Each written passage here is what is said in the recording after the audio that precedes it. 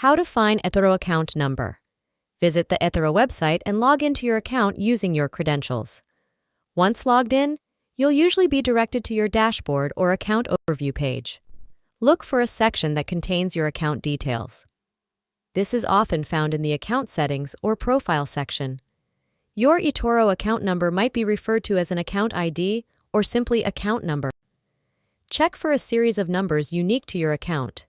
If you can't find your account number in the account settings, consider reaching out to eToro's customer support. Contact information for customer support is usually available in the Help Center or Support section of the eToro website. Review any documentation provided to you when you signed up for eToro. Account information, including your account number, may be included in these documents.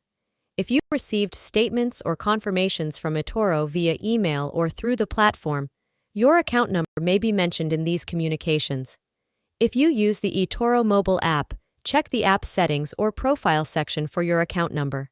That's how you can find eToro account number